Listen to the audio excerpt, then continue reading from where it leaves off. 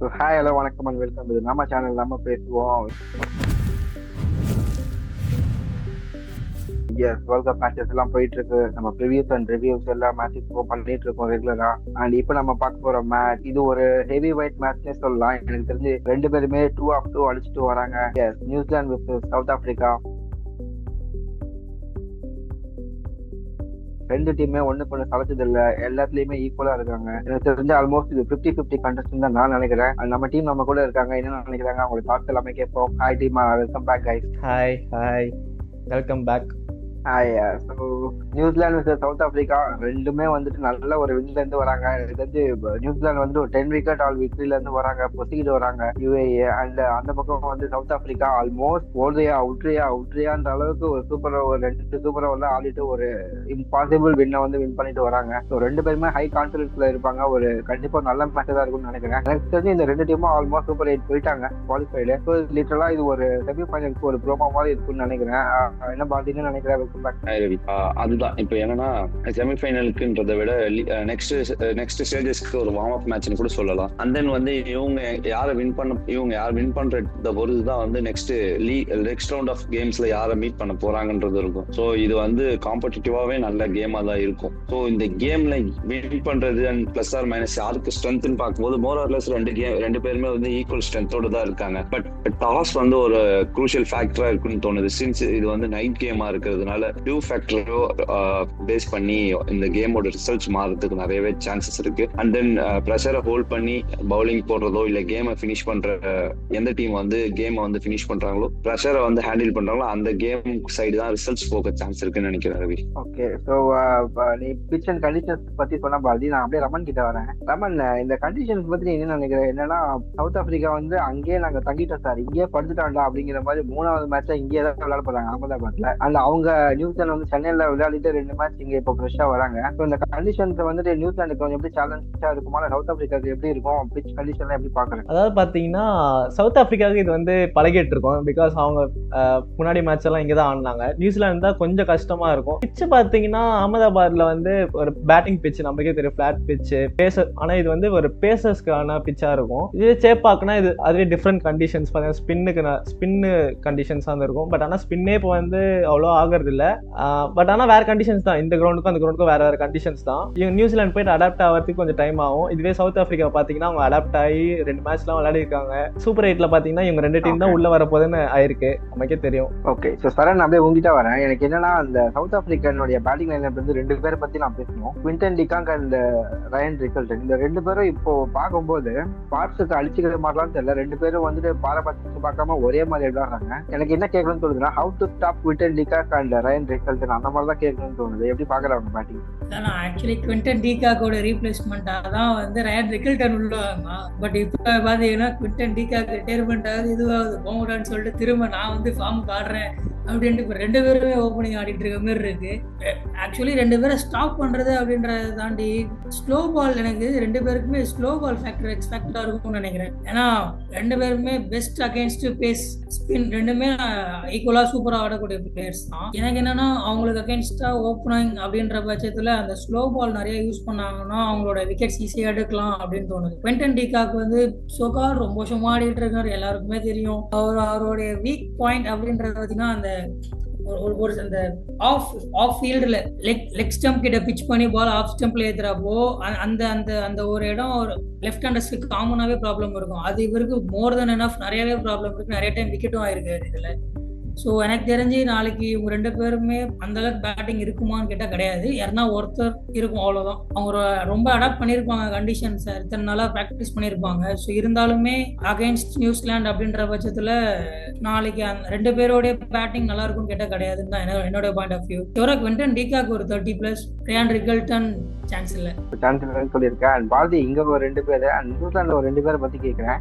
Dim ஷெய்ஃபர்ட் and Finn Allen 170+, 175 நினைக்கிறேன். போன match துண்டா அடிச்சுட்டு போயிட்டாங்க 17 ஓவர்ஸ்ல.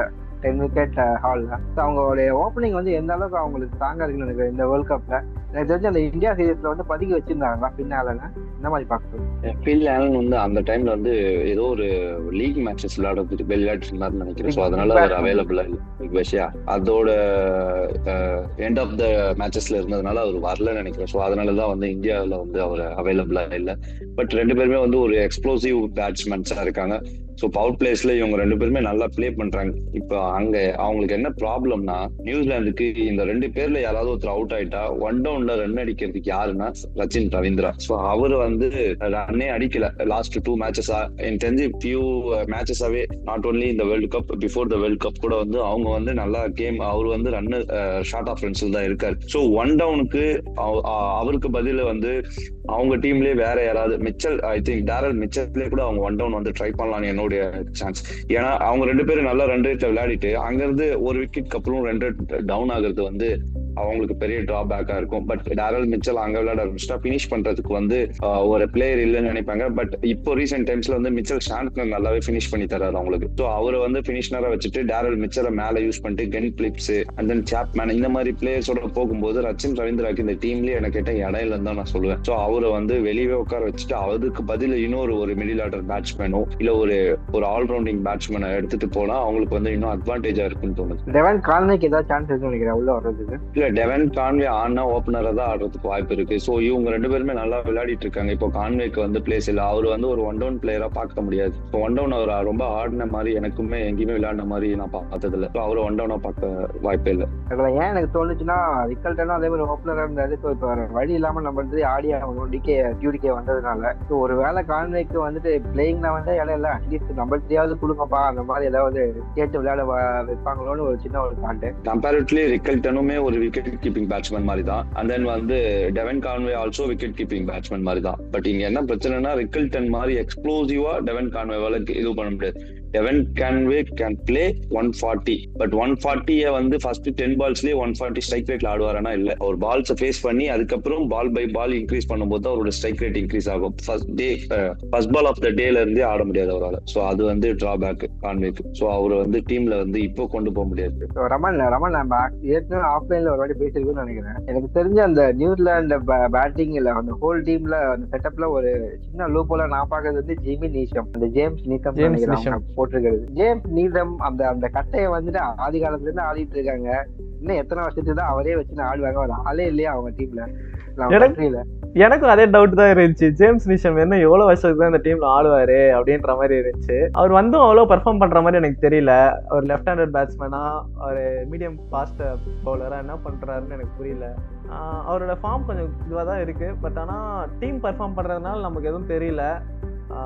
கரெக்ட், எனக்கும் அதான் தோணுச்சு. டீம் வின் பண்றதுக்கு எதுவும் பெருசா தெரியாது. ஒரு மேட்ச் அடி வாங்கினாதான் வந்துட்டு அவர் மேல கை வைப்பாங்க. அவருக்கு ரீப்ளேஸ்மெண்டா இப்போதைக்கு யாரும் இல்லைன்னு தோணுது. ஆக்சுவலி அந்த இதுல அந்த ரோல்ல இப்ப யாரும் இல்லதான். மேபி ஆட வச்சா நீங்க மார்க் சாப்மேனை தான் ஆட வச்சாங்க. அது அவங்க என்ன மாதிரி யோசிப்பாங்கன்னு தெரியல. ஸோ ஓகே சரண், எனக்கு இன்னொன்னு என்னன்னா சவுத் ஆப்பிரிக்காவுடைய பவுலிங் நீ எப்படி பாக்குற? எனக்கு தெரிஞ்சு மோர் தென் அந்த சவுத் ஆப்பிரிக்காவுடைய பியூட்டியா என்னன்னா அவங்க பேட்டிங் அண்ட் பவுலிங் ரெண்டுமே வந்து பேலன்ஸ்டா இருக்கு. வெரைட்டி வேணுமா பேட்டிங்லயும் வெரைட்டி இருக்கு. ஹிட்டர்ஸ் இருக்காங்க, ஸ்லாகர்ஸ் இருக்காங்க, ஆங்கர் பண்றவங்க இருக்காங்க. அதே மாதிரி பவுலிங்ல ஒரு வெரைட்டி வச்சிருக்காங்க.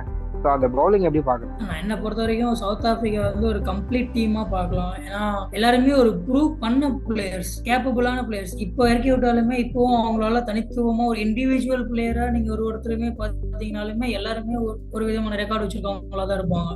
ஒரு கம்ப்ளீட் டீம் அப்படின்னு இந்த ஐசிசி டிராபில பார்த்தா நான் சவுத் ஆப்பிரிக்காவை ஸ்டோரா ஒரு டீமா சொல்லுவேன். அந்த மாதிரி அவங்களோட பவுலிங் யூனிட் அப்படின்னு பார்த்தாரா ரெபாடாலாம் வந்து ஒரு பவுல்டரா பால் போட்டாலே பால் தானா 6க்கு போற மாதிரியான பேஸ்ல இருந்து அந்த இன்ஜூரிக்கு அப்புறம் கொஞ்சம் கொஞ்சமா அந்த ஃபார்ம் அவுட் போயிட்டு இருக்கு. பட் அந்த லைனை ஸ்டார்டிங்ல அந்த ஃபர்ஸ்ட் ஓவர்ல மட்டும் அவரோட ஃபர்ஸ்ட் 3 பால்ஸ் அந்த அவரோட லைனுக்கு அவர் ப்ராப்பரா எடுத்துட்டாரு அப்படின்னா நோ ஒன் கேன் மேட்ச். அவர் யாராலையுமே பிடிக்க முடியாது. ஆனா அந்த மாதிரியான பிச்சும் அது கிடையாது. பிளாட் பிச் தான் எப்படியா இருந்தாலும் நரேந்திர மோடி ஸ்டேடியம்ல கூட வைப்பாங்க. அந்த பிச்சுக்கு ஏற்ற மாதிரி போடுறதுக்கு லுங்கி எங்கடி இருக்காரு. லுங்கி எங்கடி எப்படின்னா இந்தியாவில் எப்படி லாடோ அந்த மாதிரி அவங்களுக்கு அவர் லாடு, நமக்கு ஷெட்யூல் தாக்குற எப்படி சும்மா எப்படி அவர் போடுறது அவருக்கே தெரியாது இந்த பக்கம் போதா இல்ல பால் இந்த பக்கம் போதான்னு, ஆனா விக்கெட் மட்டும் விழுந்துரும். அந்த மாதிரி தான் லுங்கி எங்கடிக்கும். ஷோரா ரன்னுக்கு போவாங்க லுங்கி எங்கடி ஓவர்ல. லுங்கி எங்கடி ஓவர் வச்சிருக்காங்கன்னா அவங்க அந்த சூப்பர் ஓவருக்கு லுங்கி எங்கடி கிட்ட கொடுக்குற அளவுக்கு கான்ஃபிடன்ஸ் வச்சிருக்காங்க அவர் மேல. அதுதான் அந்த பிச்சுக்கும் அவருக்குமான ஒரு ஸ்ட்ராங் கனெக்ஷன் அப்படின்ற மாதிரி நான் பாக்குறேன். அதையும் தாண்டி ஒரு எக்ஸ்பீரியன்ஸ்டு ஒரு ஸ்பின்னர் கேஷவ் மகாராஜ் இருக்காரு. அவர் எந்த இடத்துல நீங்க பவுலிங் கொடுத்தாலும் போடுவேன் அப்படின்ற மாதிரியான ஒரு பவுலரா இருக்கு. ஸோ அந்த மாதிரியான ஒரு லெஃப்ட் ஆர்ம் ஆஃப் ஸ்பின்னிங் பவுலரா அப்படி இருக்கப்போ ஒரு பிக்கஸ்ட் அட்வான்டேஜ் அது. இங்கேயும் சாண்ட்னர் இருக்காரு. ஸோ ஈக்குவல் பேலன்சிங் சொல்லலாம். But Santner is sure to going to bad.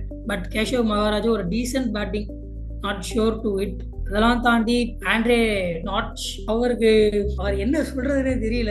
அவர் எப்படி ஷோரை ரன்னுக்கு போவாரு ரீசெண்ட் டைம்ஸ்ல ஒன்றும் தெரியல. லாஸ்டா எங்க அவர் அடி வாங்க ஸ்டார்ட் பண்ணாருன்னா சிஎஸ்கே டெல்லின்னு நினைக்கிற ஒரு மேட்ச் டோனி விட்டு விளாசி இருப்பார். அவர் ஓவரை கிட்டத்தட்ட ஒரே ஓவரில் 18 ரன்ஸ் போகும். அதுக்கப்புறத்துல இருந்து அவர் எப்போ பார்த்தாலும் அந்த மீசை மட்டும் ஒரு தனியா தெரியும். ஆண்ட்ரே நாட்ச் அந்த அவர் போடுறப்பெல்லாம் அடி எங்க பார்த்தாலும் பால் பறக்கிற மாதிரி தான் இருக்கும். ஆனா ஷோர் ஷாட் லுங்கி எங்கடி ரபாடா இருப்பாங்க. நாளைக்கு மேட்ச்ல லுங்கி எங்கடி ஒரு எக்ஸ்பெக்டரா இருப்பாரு.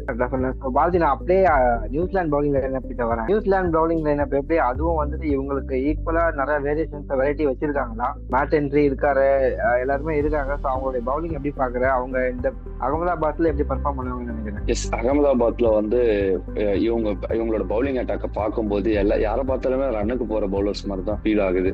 ஃபார் எக்ஸாம்பிள் ஃபர்கூசன், ஜேம்ஸ் நீசம் அண்ட் தென் ஹென்ரி, இவங்க 3 பேருமே வந்து ரன்னுக்கு போற மாதிரி தான் இருக்கு. அண்ட் ஜேக்கப் டெஃபின்ற ஒரு பவுலர் நம்ம பாக்குறோம். ஸோ அவர் எப்படி இது வரைக்கும் பண்ணியிருக்கான்னு தெரியல. பட் ஸோ அவர்கிட்ட கொஞ்சம் வெரைட்டி ஸ்கில் பண்றேன் நான். ஸோ அவரு கொஞ்சம் விக்கெட்ஸ்க்கு போக சான்சஸ் இருக்கு. அது தவிர பாத்தீங்கன்னா மற்றவங்க யாருமே இந்த கைல் ஜேமிசன் இவங்க இந்த மாதிரியான பவுலர்ஸை வந்து பார்க்கும்போது இவங்க எல்லாருமே ரன்னுக்கு போவாங்க. அண்ட் தென் சவுத் ஆப்பிரிக்கா தான் ஹெட் ஆஃப் த நாட்ச் இருக்கு வின்னிங்க்கு. ஸோ அதை வந்து பார்க்க முடியுது. இன்னொன்று என்னன்னா, இதுல யார் வின் பண்ண அதிக சான்சஸ் இருக்கு பேஸ்ட் ஆன் ஸ்டேடியம் பத்தி நம்ம பேசும்போது என்ன பார்த்தோம்னா, ஸோ இவங்க வந்து 13 இன்டர்நேஷனல் மேட்சஸ் வந்து இங்க விளையாடி இருக்காங்க. அதுல வந்து பாத்தீங்கன்னா 9 மேட்சஸ் தான் வந்து இவங்க வின் பண்ணியிருக்காங்க. பேட்டிங் ஃபர்ஸ்ட் 9 மேட்சஸ் வின் பண்ணியிருக்காங்க. அண்ட் பேட்டிங் பவுலிங் ஃபர்ஸ்ட் வந்து 4 மேட்சஸ் தான் வின் பண்ணிருக்காங்க. ஸோ டாஸ் வின் பண்ணி பேட்டிங் தான் மேக்ஸிமம் சூஸ் பண்ண போறாங்க. அண்ட் தென் இந்த பிட்ச்ல வந்து 170+ ஸ்கோர்ஸ் வந்து ஆவரேஜா இருக்கு. பட் எனக்கு கிட்ட 200+ ஸ்கோர்ஸ் இங்க அடிக்கலாம். அண்ட் தென் 200 சேஸ் பண்ணா இங்க சான்சஸ் இருக்கு. ஸோ நாளைக்கு எப்படி நடக்க போகுதுன்னு பொறுத்து இருந்து பார்க்கலாம். அது எனக்கு என்னன்னா, சவுத் ஆப்பிரிக்கா எஸ் நல்லா ஸ்ட்ராங்கா தெரியுறாங்க. பட் ஒரே ஒரு வருடம் என்னன்னா, ஆப்கானிஸ்தான் அந்த நீ ரபாடாவை பத்தி பேசின சார், ரபாடா அந்த பழைய ரபாடா இல்ல ஓகே. பட் இந்த நோபால் வந்துட்டு ஒரு எங்கேயாவது திரும்பவும் வந்துட்டு அவருக்கு பெருசா வந்துட்டு அவங்களுக்கே பின்னாடி ரிவர்ட் பண்ணிருமா அப்படின்னு எனக்கு தோணுது. ரபாடா வேற யார் பவுலிங் ஆப்ஷன் இருக்கா நான் யோசிச்சு பாக்கலாம். சவுத் ஆப்பிரிக்கா ஸ்குவாட்ல வேற யார் பவுலிங் ஆப்ஷன் இருக்கா? நாட்சியா தான் இருக்காங்க. கார்வின் பாஷ், அப்புறம் அப்புறம் வேற யார் இருக்கா? ஆண்ட்ரே நாட்ச், முக்கியமான ஒருத்தர் இருக்காரு பேக்கப் பிளேயர். யார் சொல்லுங்க? மக்காப்பா. கார்வின் பாஷை பத்தி சொன்னேன். ஏன் அவர் ஒய்நாட் கார்வின் பாஷ் நான் கேக்குறேன். நம்பர் 8ல வந்து சூப்பராகவும் ஆடுவாரு. பவுலிங்கும் வந்து நல்லா டீசென்டான பவுலர் ஆச்சு. ஏன் ட்ரை பண்ண மாட்டாங்களா? ரபாடாவே நம்பி போறாங்களா எல்லா மேட்சும்? ரபாடா அவ்வளவு prove பண்ணிருக்காருனா he can capable to bowl in under pressure. எங்க நீங்க பால் டெத் ஓவர்ஸ்ல போடக்கூடிய அளவுக்கு நீங்க கார்வின் பாஷ ரபாடா கூட கம்பேர் பண்ண முடியுமான்னு எனக்கு தெரியல. But sure shot going with Rabada is best. இப்போ நியூசிலாண்டோட டாப் ஆர்டரை பத்தி நம்ம சொன்னோம்ல, ரச்சின் ரவிந்தர்பல்லா மிச்சல் விளையாடலாம் அப்படின்ட்டு. Why not Bracewell விளையாடக்கூடாதா? இன்ஜுரின்னு நினைக்கிறேன். எனக்கு கன்ஃபார்மா தெரியல.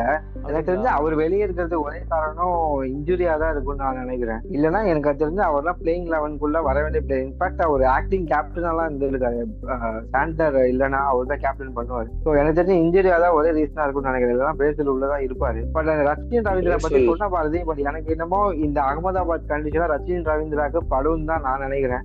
நான் ஏன் அதை சொன்னேன்னா, அந்த ஒரு ஃபைனல்ல சிஎஸ்கே யார் விளையாடுனாங்க, குஜராத், அந்த ஃபைனல்ல வந்துட்டு அவர் தான் கொஞ்சம் அடிச்சார். அந்த ஃபைனல்ல அவரும் நல்ல ஒரு இம்பாக்ட்ஃபுல் இன்னிங்ஸ் தான் ஆடினாருன்னு நான் நினைக்கிறேன். ஞாபகம் இருக்கு. அவரும் கான்வே எல்லாருமே அடிச்சாங்க வந்தவங்க எல்லாம். ஸோ அந்த மாதிரி கண்டிஷன்ஸ் அவருக்கு சூட் ஆகணும் எனக்கு ஒரு சின்ன நம்பிக்கை இருக்கு. மேபி இந்த ஒரு மேட்ச்ல ஒரு குவிக் 30 அந்த மாதிரி அடிக்கிறதுக்கு ஒரு சான்ஸ் இருக்குன்னு நினைக்கிறேன். பட் சவுத் ஆப்பிரிக்காவை கம்பேர் பண்ணும்போது ஸ்ட்ராட்டஜி வைஸ் நீ சொன்ன மாதிரி சவுத் ஆப்பிரிக்கா ஹெட்டா இருக்காங்க. பட் எனக்கு என்னமோ அந்த ஒரு ஹார்ட் சொல்ற மாதிரி நியூசிலாந்து நாளைக்கு ஜெயிச்சா நல்லா இருக்கும்னு தோணுது. நீ என்ன நினைக்கிற பாரதி? வின்னிங் வந்து பாத்தீங்கன்னா நியூசிலாந்து வின் பண்ணா நல்லா இருக்கும் தான் தோணுது. நியூசிலாந்து வந்து பீப்புள்ஸ் ஃபேவரட் டீம். ஸோ ஆனா அதுக்காக சவுத் ஆப்பிரிக்கா வந்து நம்ம ஹேட் பண்ணிடவும் முடியாது. சவுத் ஆப்பிரிக்காவும் நல்ல கேம்ல இருக்காங்க. மேபி ஃபீல்டிங் ஃபேக்டர்ஸை பார்க்கும் போது நியூசிலாந்து இன்னும் ஹகேடா இருக்காங்க. ஸோ அதை அந்த சைட் பார்க்கலாம். ஸோ இந்த மாதிரி அப்ஸ் அண்ட் டவுன்ஸா ரெண்டு டீமும் ஒரு இடத்துல அப்ல இருந்தா இன்னொரு இடத்துல டவுன்ல அந்த மாதிரி தான் இருக்கு. ரமணா, சவுத் ஆப்பிரிக்கா தான் ஜெயிக்க போகுதுன்னு தோணுது. ஷோர் ஷாட்டா. ஆமா, ஏன்னா பேஸ் அட்டாக் இருக்கு, ஸ்பின் அட்டாக் இருக்கு, பேட்டிங் அட்டாக் இருக்கு, மிடில் ஆர்டர் தான் இல்ல. மிடில் ஆர்டர் பரவாயில்ல, மேனேஜ் பண்ணிப்பாங்க. நாளைக்கு மிடில் ஆர்டர்ல ப்ரூவ் பண்றாங்க சவுத் ஆப்பிரிக்கா. நீங்க பாருங்க, நம்ம பையன் நாளைக்கு அடிக்கிறான். நாளைக்கு சவுத் ஆப்பிரிக்காவோட மிடில் ஆர்டர் ப்ரூவ் பண்றாங்க. ஷோரா சவுத் ஆப்பிரிக்கா வின் பண்றாங்க. மிடில் ஆர்டர் மூலமா தான் வின் பண்ணுவாங்க. ஷோர் ரன்ஸ் மிடில் ஆர்டர் கிட்ட இருந்தா வரும். பாயிண்ட் லாட் பண்ணிடுவாங்க. மில்லர் அடிப்பாரு. டைம் டிராவல் பண்ணி மேட்ச் பார்த்துட்டு வந்துட்டானா? அந்த மில்லர் பாத்திரியாடா ஒரே ஒரு மேட்ச் ஐபிஎல் வந்து சூப்பர் ஓவர்ல அடிச்சு கொடுத்தான். நான் ஒத்துக்கிறேன். ஸ்டப்ஸ் இருக்கானே, ஸ்டப்ஸ் நல்ல பிளேயர், நான் ஒத்துக்கிறேன். ஏன்னா மில்லர் தான் சூப்பர் ஓவர்ல அவனுக்கு ஃபீட் பண்ணாங்க, சிக்ஸ் அடிச்சுக்கோன்ட்டு. அந்த அளவுக்குலாம் வந்துட்டு இன்னும் பிளேயிங் லெவல்ல கண்டினியூ பண்ற அளவுக்கு நல்ல பிளேயரா எனக்கு தெரியல. டேவிட் மில்லர் நீங்க வந்து ஒரு அண்டர் பிரஷர் மேட்ச் இப்ப திடீர்னு வந்து ஏதோ ஆகுது அப்படின்னா அந்த டைம்ல டேவிட் மில்லர் ஷியோரா தேவைப்படுவார். ஒரு எக்ஸ்பீரியன்ஸ்டு ஒரு பிளேயர் உள்ள ஒரு மிடில் ஆர்டர்ல இருக்கிறதுன்றது ஒரு டீமுக்கு ஒரு நல்ல ஒரு இதுதானே. அப்படி பாருங்களேன், அப்படி சொல்ற எனக்கு எப்படி தெரியுமா ஃபீல் ஆகுது. அவரு நீ அந்த போன வருஷம் வேர்ல்ட் கப் ஃபைனல்லி நீ பாத்திருப்ப, ரன் பால் இருந்தா கூட 6 ரன் ரேட் 8 ரன் ரேட் ஏத்திட்டு போனதே அவரு தான். கேட்டா நான் ஸ்டாண்ட் பண்றேன் சவுத் ஆப்பிரிக்காக்கு. எனக்கு என்ன கோவம் அதுதான் பெரிய அப்படியே ஸ்ட்ரைக் அப்படியே நின்றாரு. வந்து ஸ்ட்ரைக் ரேட்டு கம்மி, பாபர் மாதிரி ஆடிட்டு போயிடுறாரு வந்து நடுவில் அப்பப்ப. அது ஒண்ணுதான் எனக்கு வந்து அவர் மாதிரி இந்த பிரச்சனை. ஓகே கைஸ், ஸோ பார்க்கலாம். நியூசிலாந்து வித் சவுத் ஆப்பிரிக்கா கண்டிப்பா ஒரு நல்ல மேட்சா தான் இருக்கும்னு நினைக்கிறேன். ஆல்மோஸ்ட் ஒரு 40 ஓவர்ஸ் வரைக்கும் நமக்கு த்ரில்லாவே தான் இருக்கும்னு நினைக்கிறேன். என்ன பண்ணலாங்கன்னு பார்க்கலாம். நாளைக்கு மேட்ச் முடிஞ்சதுக்கு அப்புறம் ரிவ்யூல மீட் பண்ணுவோம். Thank you guys, thank you so much and please to support. Thank you guys, like, share, subscribe.